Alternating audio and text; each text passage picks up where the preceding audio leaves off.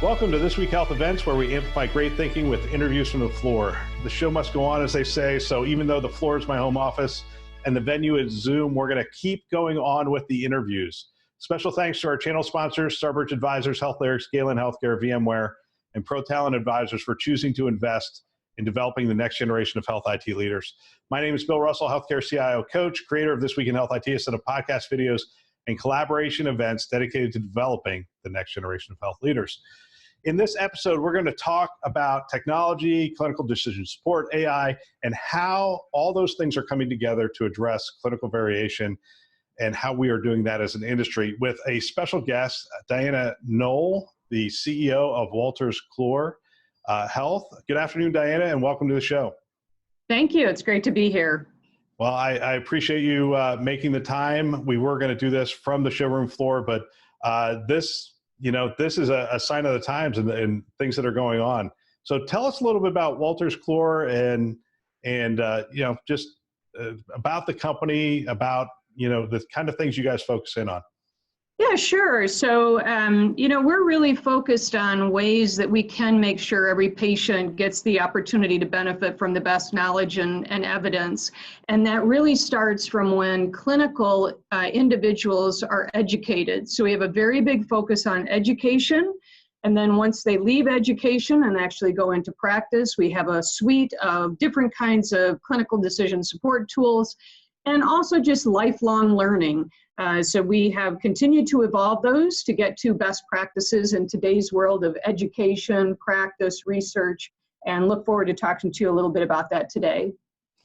Yeah, that's awesome. This clinical variation conversation is interesting because it crosses every aspect. I've talked to physicians about the topic. I've talked to CFOs about the topic. I've talked to operations people about the topic. It is an area where we can improve quality. It's an area where we can reduce costs. It's an area where we can do a lot of things.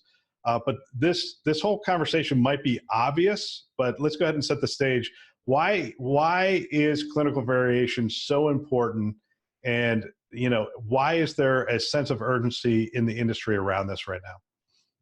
Yeah, from my perspective, I do think that there is definite recognition that we're spending tremendous amounts of money on healthcare. And so we're always looking for ways that we can reduce costs, but we don't want to do it at the element of sacrificing quality. And so we really focus in on why, if there is strong evidence to say that if you follow these treatment pathways, and you can get a great outcome, which is, that evidence is there, why would we deviate from that?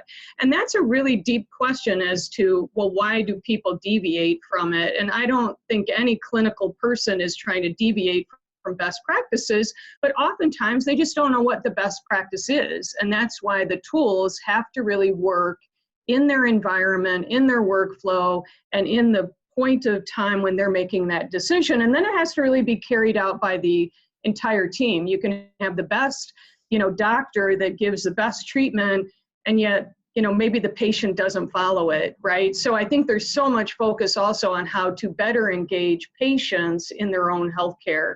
So a little bit of, kind of why I think it's so important is obviously really anchored towards the fact that we have very rising costs and we don't have the improvements in quality that we really should be getting.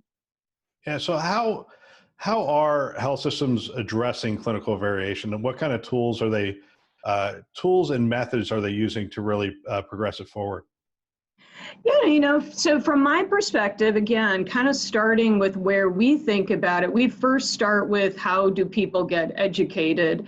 And, we oftentimes within our own organization talk about the fact that people don't get educated in a lecture hall by a professor. They really are in the education doing things with advanced technology, virtual simulation.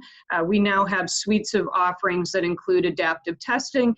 And you might think, well, what does that really get at? And that really tries to put the clinical person, the clinical student, in a situation where they can think about it from a true clinical judgment so that they're actually better prepared when they get to practice. I think the other aspect then, and one which really rings true to us, is that a doctor himself said, as soon as I got out of school, I felt like I was getting behind. And that's what caused him to personally start what is now called UpToDate.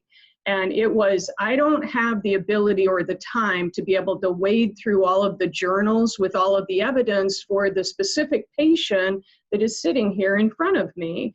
And so that's what kind of bore out UpToDate. Now, I think taking it the next step is the clinical tools that really work.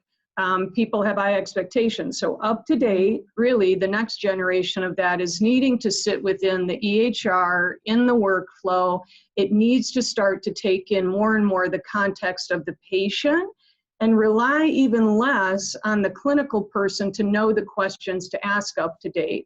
So that's how you sort of see the evolution of where we're trying to go. Now, what's really interesting in all of that is I think the clinician still feels a great ownership over making the decision and needs to really understand how that decision kind of came to be. And so being able to trust the evidence and really know that it's from somebody that's carefully curated it is really important. Yeah, it's almost like GPS. You know, I don't follow GPS to the letter. There's sometimes where I look at it and I go, you know, living in Southern California, I know that the traffic is going to be worse there than what they're indicating right now. I'm going to go in a different direction. And it almost, it doesn't act as autopilot. It acts as sort of an assist to the physicians, right? It's like, hey, here's what it potentially is. Here's what it potentially could be. Maybe look at these things. And that, I mean, part of this challenge is getting people to understand and feel comfortable with the technology, looking at the data and providing some feedback in terms of care decisions or potential care pathways. Right, Bill, I think that we referred to sort of, instead of artificial intelligence, augmented intelligence. I think there's been a lot of hype about, you know, a robot being able to treat patients, and we don't think that's the case. And yet when we build pathways, you know, you could obviously see from a technology perspective, we could have automatically just, you know, kind of populated the pathway and just come to a decision and spit it out. But, you know, it's really important that the clinician feels like they understand every decision point in that decision tree. They understand it and can still kind of reflect on the situation at hand with the patient at hand. So you're right. They're still just like GPS. There are probably, in any case, with the, you know, information constantly coming at you, there's always ways to get to the route that will still get you to the place that you're trying to go. So I like your analogy for sure. Yeah. So here's my question. So UpToDate right now is sort of sits off to the side, and I have to ask it questions. But you see a future where it's actually taking in the data, either the historical data or the real-time clinical data. It's processing through.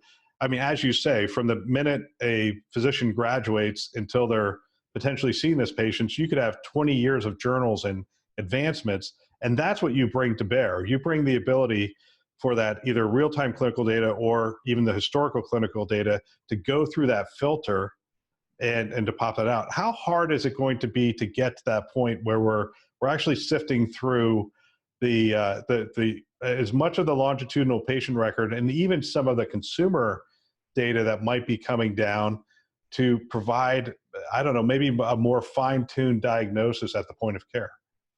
Yeah, so we already have started, and where our team focused was they focused on a subset of situations out there, clinical situations that had probably the widest variety of variation, and so the and was, and the the richest evidence that if you follow this decision tree in the order that it's presented, you will actually produce a good outcome. So we're already there, and we're working tightly with the EHR companies on being able to, on the front end, with things like Smart on Fire, pass the data. into the pathway. So the way it works is you're in the patient, you see the up-to-date information, and it will potentially say that there's a pathway available. It can then auto-populate it on the front end.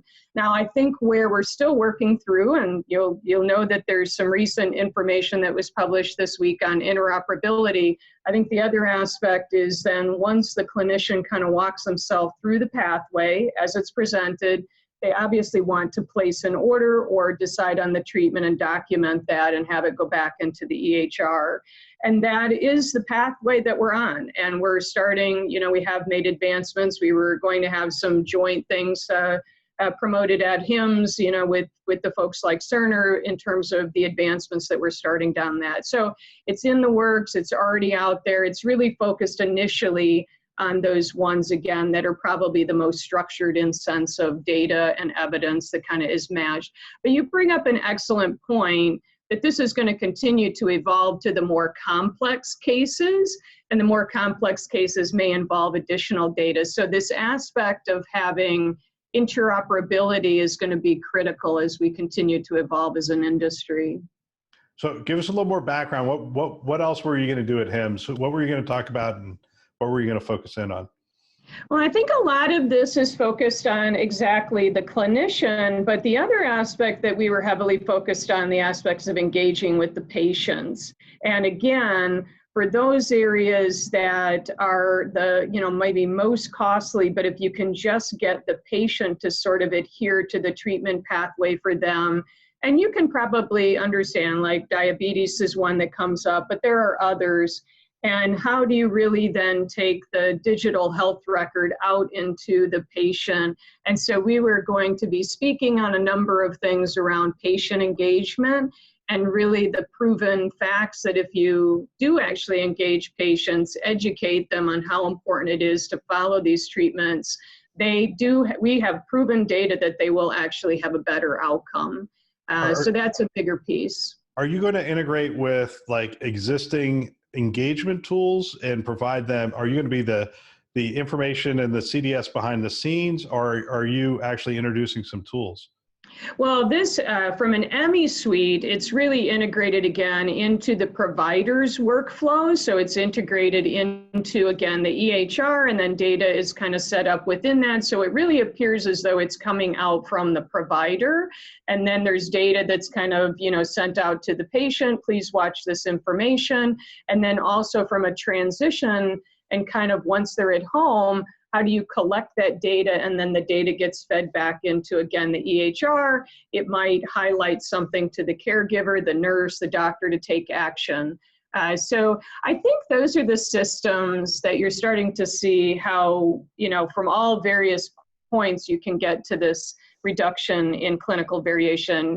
Some things that we don't even do, but just the fact that I was speaking with a customer and she said, now we know if a patient has not picked up their prescription, because we get that feedback. And that is something where, the provider, again, can reach out to the patient and understand, was it a matter of cost? What is it? Because, those are still some of the breakdowns that occur in the whole clinical care provider setting. Yeah, and you identify those social determinants, which is, we've always said that they're outside of the healthcare environment much more than they are inside the healthcare environment. And if we can impact those times between visits, that's really going to have a significant impact on health. And I guess that's the area, that consumer area, where you're really looking to make some progress. Yeah, I think that is harder because you're talking about the entire population that's out there and changing behavior, and you get at the same elements of trust and again, affordability. But it's an area that, I certainly think that myself and my entire organization share a lot of passion around, because it's, every patient wants to get healthy. So determining why they chose to take the path that wasn't recommended for them is really, I think, an important step in us moving forward on this. Well, fantastic. Thanks for taking the time, Diane. I really appreciate it. How can people get more information on what you guys are doing and what how you're progressing? Well, some of the best ways is we're very active on social media. So we have our Wolters Kluwer Health, and then we have some of our individual areas such as UpToDate. So that would be the same, one of the best ways to learn more about us, our websites, et cetera. So hopefully that helps. Fantastic. I appreciate it. Awesome. So don't forget to check back this week. We're going to do multiple interviews from our HIMSS, our HIMSS coverage. We're going to be dropping several more interviews this week, and then next week we go back to our normal production. This show is a production of This Week in Health IT. For more great content, check out the website, thisweekhealth.com, or the YouTube channel. Thanks for listening. That's all for now.